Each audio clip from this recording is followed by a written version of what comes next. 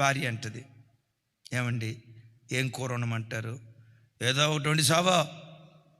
ఈ సావు మాటలు తప్పితే, అరే భార్య పగలంతా ఒంటరిగా ఇంట్లో ఉందే, నా సహచర్యం కొరకు ఎదురు చూస్తుంది, ప్రేమగా చిరునవ్వుతో ఓ మాట మాట్లాడదాం. ఆ ప్రత్యక్షత కొంతమంది పురుషులకు ఉండదు. చిరుబుర్రులు కొంతమంది తన భార్యను ఒక వస్తువులాగే వాడతాడు, కానీ తనకు ఒక మనసు ఉంది, తనకు నా ప్రేమను పంచాలి. ఆ ప్రత్యక్షత లేని స్థితిలో కొంతమంది ఉంటారు. భార్యాభర్తల బంధం చాలా పవిత్రమైనది, పాన్పు నిష్కలంకమైనది, దేవుని వాక్యం సెలవిస్తూ ఉంది. కొంతమంది భార్యలు ఉంటారు, భర్త అంటాడు కొంచెం గ్లాసుడు మంచినీళ్ళు ఇయ్యమ్మ, ఒక గ్లాసుడు మంచినీళ్ళు ఇయ్యమ్మ అంటే కొంతమంది తల్లులు అంటారు, నీకు కాళ్ళు లేవా, నీకు చేతులు లేవా, ఆడికి బీపీ పెరిగి 190కి పోతే. వినండి, ఎందుకు గ్లాసుడు నీళ్ళు ఇవ్వమంటాడు? కాళ్ళు లేక కాదు, భార్య చేతితో ఇస్తే అదొక తృప్తి,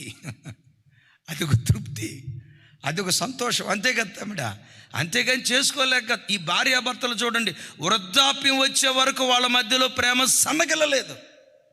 బిడ్డలారా, ఏది తరిగినా మన మధ్యలో అందం తరిగిపోవచ్చు, పర్వాలేదు, ఆస్తి తరిగిపోవచ్చు, పర్వాలేదు, వెండి బంగారాలు తరిగిపోవచ్చు, పర్వాలేదు, ఆ ముఖంలో గ్లామరస్ తరిగిపోవచ్చు, పర్వాలేదు. మన కుటుంబాలు, తల్లిదండ్రుల పట్ల, పిల్లల పట్ల ప్రేమ ఎన్నడూ సన్నగిల్లకూడదు. ఎందుకో చెప్పమంటారా? గుండె పిండి మాట చెప్తా.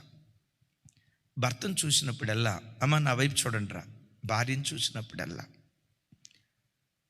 ఇది పిరికితనంతో కాదు, వాక్యం అంటుంది మనము నిన్నటి వారిమే, మన జీవం ఏ పాటిది, ఇంతలో కనపడి అంతలో మాయమైపోయే ఆవిరి లాంటిది. వాక్యం అంటుంది, వాక్యం మాట్లాడుతుంది.